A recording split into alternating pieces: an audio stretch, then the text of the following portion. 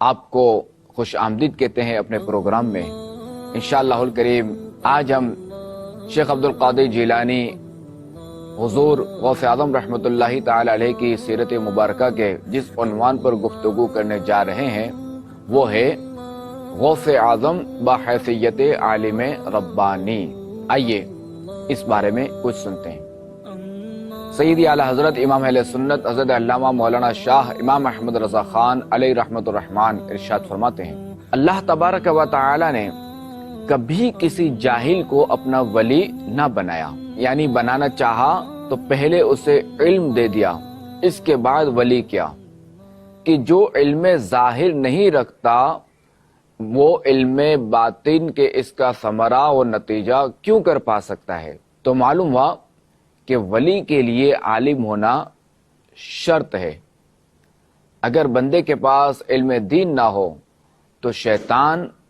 عبادت اور مجاہدے کے نام پر اسے اپنا کھلونا بنائے رکھتا ہے۔ جاہل صوفی اور عابد اپنے کاموں کو عبادت اور طاعت سمجھ رہا ہوتا ہے، لیکن لا علمی کی وجہ سے اور اعمال کی ادائیگی میں احکامات شرعیہ کی مخالفت ہونے کی بنا پر اس کی ساری محنتیں، کوششیں، عبادتیں، اکارتوں برباد ہو جاتی ہیں۔ علم دین نہ ہونے کی وجہ سے شیطان جو ہے یہ صوفی و عابد کا کیا حال کرتا ہے، اس کا منظر امام اہل سنت سید اعلی حضرت رحمۃ اللہ تعالی علیہ یوں بیان فرماتے ہیں کہ بے علم مجاہدہ والوں کو شیطان اپنی انگلیوں پر نچاتا ہے، منہ میں لگام، ناک میں نکیل ڈال کر جدھر چاہے کھینچتا پھرتا ہے۔ اور ایک اور مقام پر اعلی حضرت رحمۃ اللہ تعالی علیہ فرماتے ہیں، اولیاء کرام فرماتے ہیں صوفی جاہل شیطان کا مسخرہ ہے۔ تو مدنی چینل کے ناظرین، حضور غوث اعظم شیخ عبد القادر جیلانی رحمۃ اللہ تعالی علیہ جس طرح طریقت کے روشن آفتاب ہیں، اسی طرح شریعت کے چمکتے دمکتے مہتاب بھی ہیں۔ چنانچہ سید اعلی حضرت امام اہل سنت رحمۃ اللہ تعالی علیہ علامہ علی قاری حنفی مکی رحمۃ اللہ تعالی علیہ کی کتاب نزہۃ الخاطر الفاتر کے حوالے سے سید کبیر قطب شہیر سیدنا احمد رفاعی رحمۃ اللہ تعالی علیہ کا ارشاد نقل فرماتے ہیں، شیخ عبد القادر جیلانی رحمۃ اللہ تعالی علیہ وہ ہیں کہ شریعت کا سمندر ان کے داہنے ہاتھ ہے اور حقیقت کا سمندر ان کے بائیں ہاتھ میں، جس میں سے چاہیں پانی پی لیں۔ اور ہمارے وقت میں سید عبد القادر رحمۃ اللہ تعالی علیہ کا کوئی ثانی نہیں۔ ظاہر ہے کہ شریعت کے بغیر طریقت نہیں چل سکتی اور طریقت کے بغیر شریعت نہیں چل سکتی، تو لہذا شریعت کے لیے طریقت ضروری ہے اور طریقت کے لیے شریعت ضروری ہے، دونوں لازم و ملزوم ہیں کہ کسی بھی ایک کو چھوڑے بغیر نہیں ہو سکتا کچھ بھی۔ البتہ یہ ذہن میں رہے کہ شریعت جو ہے نا یہ جڑ ہے اور طریقت اس کی شاخ ہے، یا تو یوں بھی کہہ سکتے ہیں کہ طریقت جو ہے یہ بلب ہے، جبکہ شریعت جو ہے نا یہ کرنٹ دے رہی ہے، جو روشنی جو جس کے ذریعے روشن ہو رہا ہے بلب، تو وہ جو کرنٹ ہے نا وہ شریعت ہے۔ حضرت حافظ ابو العباس احمد رحمۃ اللہ تعالی علیہ فرماتے ہیں کہ میں علامہ ابن جوزی رحمۃ اللہ تعالی علیہ کے ساتھ ایک مرتبہ حضور غوث پاک رحمۃ اللہ تعالی علیہ کے اجتماع غوثیہ میں حاضر ہوا۔ ایک قاری نے قرآن کریم کی تلاوت کی۔ قرآن کریم کی تلاوت کے بعد شیخ عبد القادر رحمۃ اللہ تعالی علیہ نے بیان شروع کیا، اور جو آیت کریمہ تلاوت کی گئی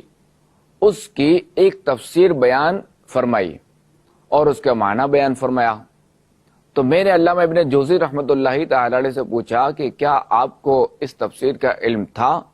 تو انہوں نے جواب دیا جی ہاں، مجھے تفسیری قول معلوم تھا۔ اس کے بعد شیخ عبد القادر جیلانی رحمۃ اللہ تعالی علیہ نے ایک ایک کر کے 11 تفسیری اقوال بیان فرمائے۔ میرے پوچھنے پر ہر بار علامہ ابن جوزی رحمۃ اللہ تعالی علیہ فرماتے رہے یہ تفسیری قول بھی مجھے معلوم تھا۔ حافظ ابو العباس رحمۃ اللہ تعالی علیہ فرماتے ہیں کہ شیخ عبد القادر جیلانی رحمۃ اللہ تعالی علیہ نے اس ایک آیت کریمہ کے 40 تفسیری اقوال بیان فرمائے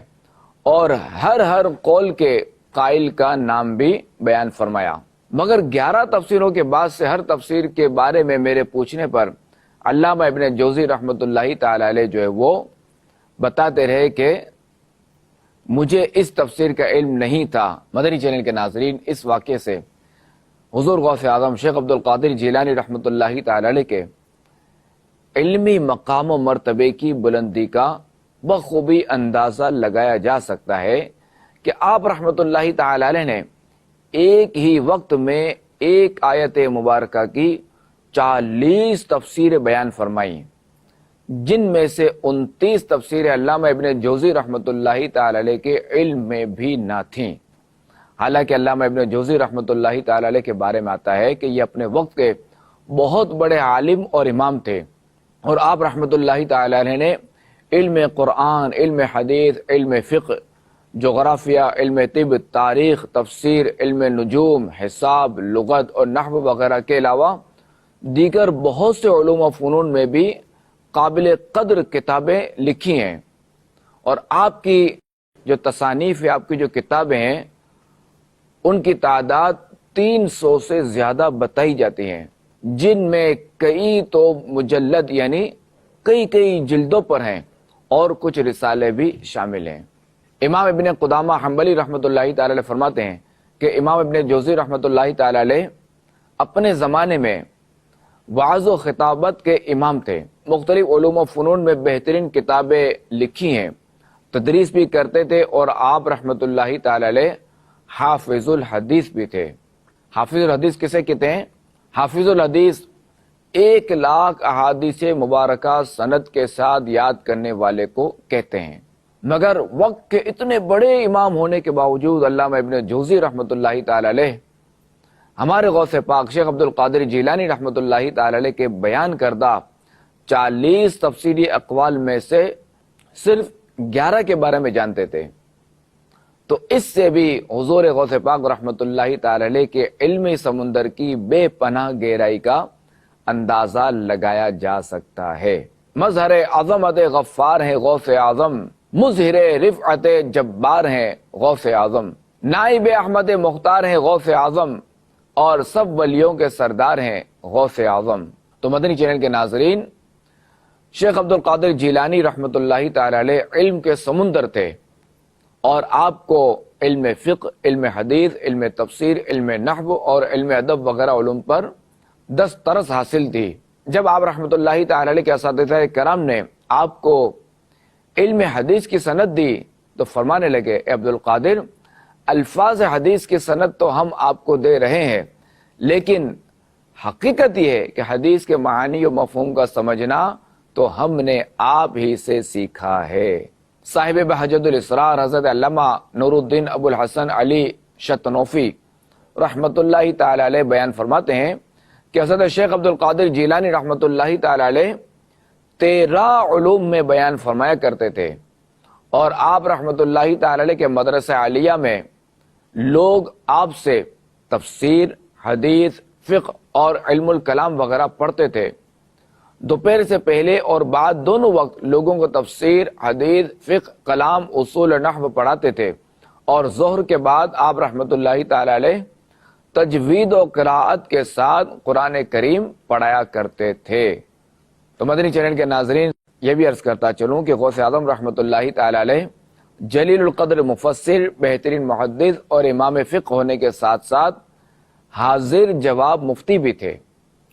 اور انتہائی مشکل مسائل کا نہایت آسان اور عمدہ جواب فوراً دیتے،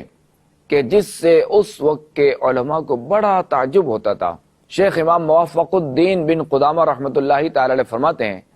کہ ہم 561 ہجری میں بغداد گئے تو ہم نے دیکھا کہ شیخ عبد القادر جیلانی رحمۃ اللہ تعالی علیہ ان میں سے ایک ہیں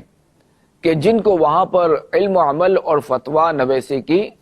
بادشاہت دی گئی ہے۔ آپ کی علمی مہارت کا یہ عالم تھا کہ اگر آپ سے انتہائی مشکل مسائل بھی پوچھے جاتے تو آپ رحمۃ اللہ تعالی علیہ ان مسائل کا نہایت آسان اور عمدہ جواب دیتے۔ آپ رحمۃ اللہ تعالی علیہ نے درس و تدریس اور فتویٰ نویسی میں تقریباً 33 سال تک اس طرح جو وہ دین اسلام کی خدمت کرتے رہے، اور اس دوران جب آپ رحمۃ اللہ تعالی علیہ کے فتاویٰ علماء عراق کے پاس لائے جاتے تو وہ آپ کے جواب پر حیرت زدہ رہ جاتے۔ امام ابو یعلا نجم الدین رحمۃ اللہ تعالی علیہ فرماتے ہیں کہ حضرت شیخ عبد القادر جیلانی رحمۃ اللہ تعالی علیہ عراق میں فتوے کے لحاظ سے بہت مشہور تھے اور لوگ فتاوی کے لیے آپ کی طرف رجوع کرتے تھے۔ مدنی چینل کے ناظرین، آئیے اسی مناسبت سے آپ رحمۃ اللہ تعالی علیہ کی علمی مہارت کا ایک واقعہ سنتے ہیں۔ چنانچہ ایک بار عراق کے علماء کے پاس ایک سوال آیا کہ ایک شخص نے 3 طلاقوں کی قسم اس طور پر کھائی کہ وہ اللہ کریم کی ایسی عبادت کرے گا کہ جس وقت وہ عبادت میں مشغول ہو تو لوگوں میں سے کوئی شخص بھی وہ عبادت نہ کر رہا ہو۔ اگر وہ ایسا نہ کر سکا تو اس کی بیوی کو 3 طلاقیں ہو جائیں۔ تو اب اس صورت میں کون سی ایسی عبادت کرنی چاہیے کہ اس شخص کی بیوی طلاقوں سے بچ جائے اور قسم بھی نہ توڑنی پڑے؟ اس سوال سے علماء عراق حیران و ششدر رہ گئے اور اس مسئلے کو انہوں نے شیخ عبد القادر جیلانی حضور غوث اعظم رحمۃ اللہ تعالی علیہ کی خدمت اقدس میں پیش کیا تو آپ رحمۃ اللہ تعالی علیہ نے فوراً اس کا جواب ارشاد فرمایا کہ وہ شخص مکہ مکرمہ چلا جائے اور طواف کی جگہ صرف اپنے لیے خالی کرائے اور اکیلا 7 مرتبہ طواف کر کے اپنی قسم کو پورا کر لے۔ اس جواب سے علماء عراق کو نہایت ہی تعجب ہوا کیونکہ وہ اس سوال کے جواب سے عاجز ہو گئے تھے۔ حضور غوث پاک کی علمیت، روحانیت، کمالات، فضائل اور ولایت و عرفان کو امام اہل سنت امام احمد رضا خان علیہ رحمت الرحمن نے یوں بیان فرمایا ہے: مفتی شرع بھی ہے، قاضی ملت بھی ہے، علم اسرار سے ماہر بھی ہے عبد القادر، منبع فیض بھی ہے، مجمع افضال بھی ہے، مہر عرفاں کا منور بھی ہے عبد القادر۔ مدنی چینل کے ناظرین، اس واقعے سے حضور غوث اعظم رحمۃ اللہ تعالی علیہ کی انتہائی ذہانت اور علمی مہارت کا پتہ چلتا ہے کہ جس نے علماء کرام رحمہم اللہ السلام کو بھی حیران کر دیا۔ اور یہاں میں ایک شرعی مسئلے کی طرف بھی توجہ دلاتا ہوں کہ ہمارے یہاں بدقسمتی سے ہمارے معاشرے میں طلاق دینے کے معاملے میں بڑا غلط طریقہ رائج ہو چکا ہے، اور وہ یہ کہ اگر طلاق دینی پڑتی ہے، خدا نہ خواستہ کوئی مسئلہ ہو جائے، جھگڑا ہو جائے، کچھ بھی ہو جائے اور طلاق دینی پڑتی ہے تو شوہر جو ہے وہ مرد جو ہے وہ ایک ساتھ تینوں طلاقیں دے دیتا ہے۔ یاد رہے کہ یہ طریقہ غلط ہے، یہ ناجائز ہے کہ ایک ساتھ 3 طلاقیں دینا یہ ناجائز و گناہ ہے۔ خیر، عرض کرتا چلوں کہ اگر طلاق دینی ہی ہے نا تو پہلے تو یہ کہ علماء کرام سے مشورہ کر لیا جائے کہ میں کس طرح طلاق دوں۔ اللہ ہمارے حال پر رحم فرمائے، اللہ کریم ہمیں علم دین عطا فرمائے، ہمیں اس کی سمجھ عطا فرمائے۔ تو خیر، اپنے شرعی رہنمائی کے لیے اور مسائل کے حل کے لیے دارالفتہ اہل سنت آپ کے سامنے ہے، تو دارالفتہ اہل سنت سے آپ رجوع کریں، چاہے طلاق کے مسائل ہوں، نکاح کے مسائل ہوں، اولاد کے مسائل ہوں یا کاروبار کے مسائل ہوں۔ آپ جو بھی کام کریں دارالفتہ اہل سنت سے مشورہ کر کے کریں تو انشاءاللہ الکریم اس کے بہترین نتائج ہوں گے۔ صلو علی الحبیب صلی اللہ علیہ محمد صلی اللہ علیہ وآلہ وسلم۔ ہم جو ہے وہ غوث اعظم رحمۃ اللہ تعالی علیہ کے بارے میں سن رہے تھے، تو آئیے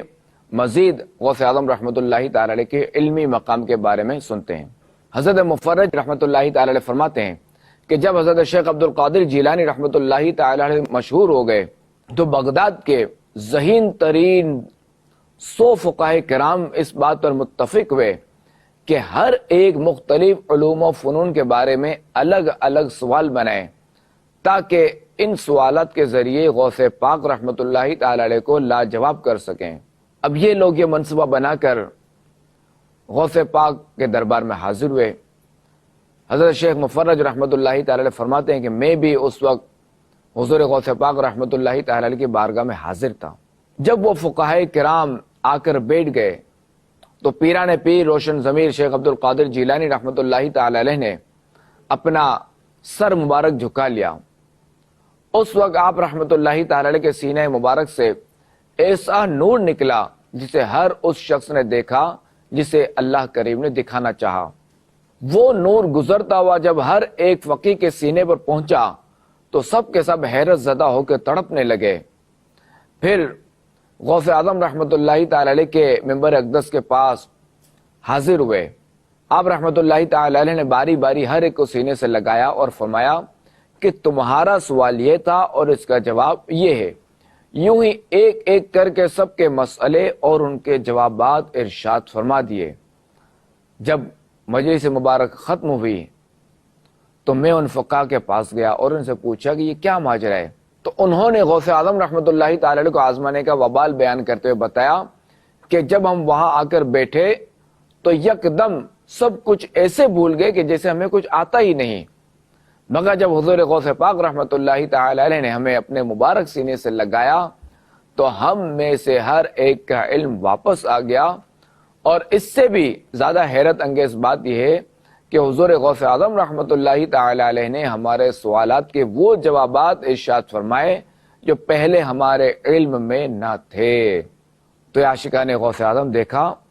کہ اللہ تبارک و تعالی نے اپنے ولی شیخ عبد القادر جیلانی رحمۃ اللہ تعالی علیہ کو